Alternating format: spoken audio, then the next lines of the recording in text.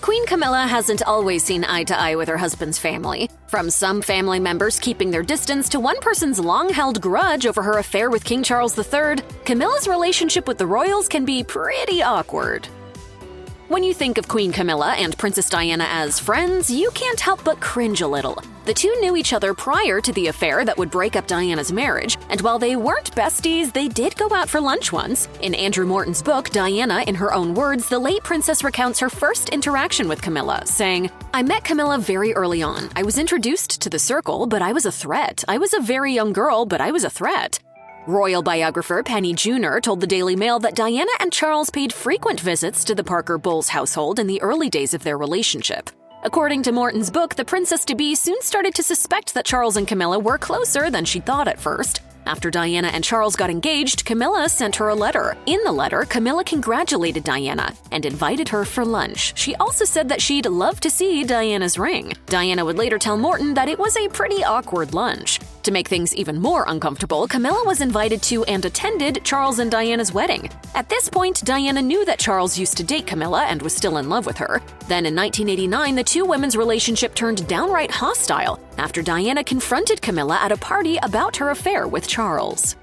Well, there were 3 of us in this marriage, so it was a bit crowded.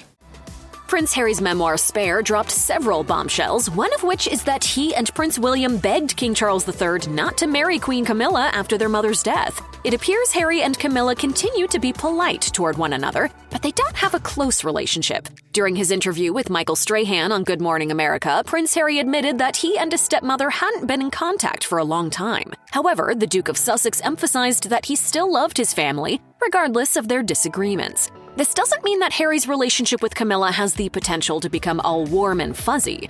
So when I see her, we're perfectly pleasant with each other.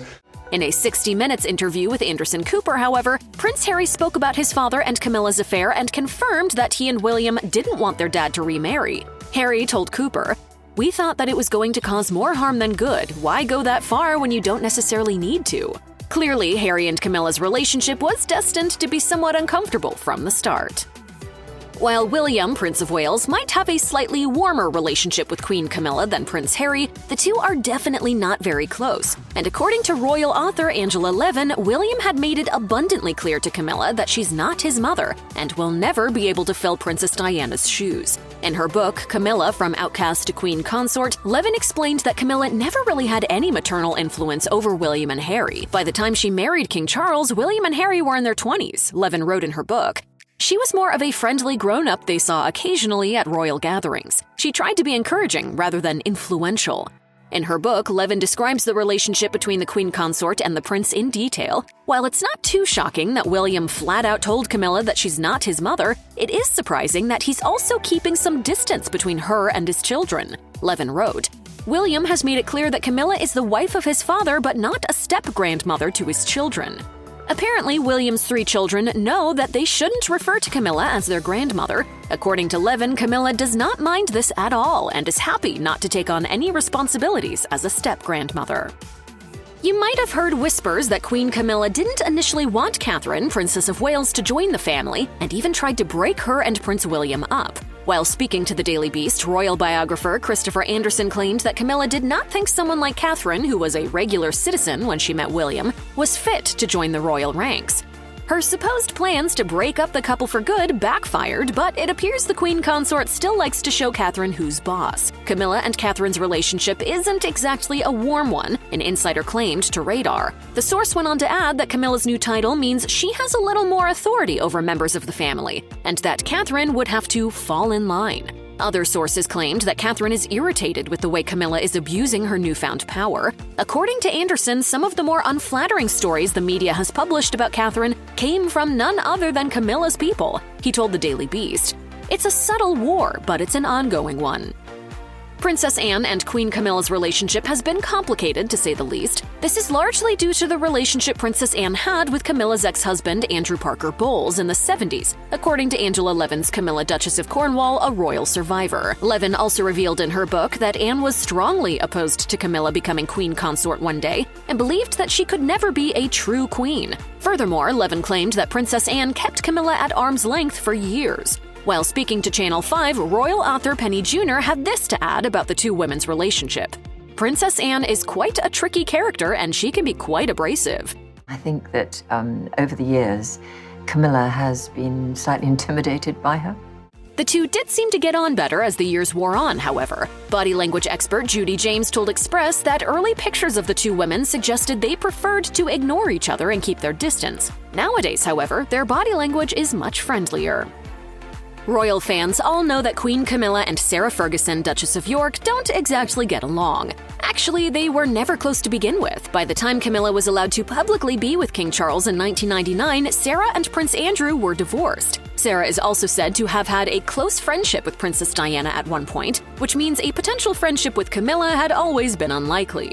While they seemed to tolerate each other for the most part, word got out about a fight the pair of royals had while attending a summer retreat at Balmoral in 2018. A royal source dished to New Idea that the two women got into it while the family was enjoying after-dinner drinks. Apparently, Sarah had never discussed Diana with Camilla. However, the Queen Consort's involvement in Diana's crumbling marriage had been bugging the Duchess for a while. So it appears that being around Camilla made those feelings bubble up to the surface. The tipster told New Idea, "Fergie couldn't hold it in anymore and really let Camilla have it. She and Camilla have never seen eye to eye, but being at Balmoral brought back a lot of memories of Diana, so it was only a matter of time before she let Camilla have it." When Meghan Markle, Duchess of Sussex, first joined the family, it appeared that she and Queen Camilla got along pretty well. In the unauthorized biography, Meghan, a Hollywood Princess, Andrew Morton claims that Meghan and Camilla bonded over their shared interest in yoga and wine. The day after Prince Harry and Meghan went public with their engagement, people reported that Camilla told the press, "America's loss is our gain. We are all absolutely delighted."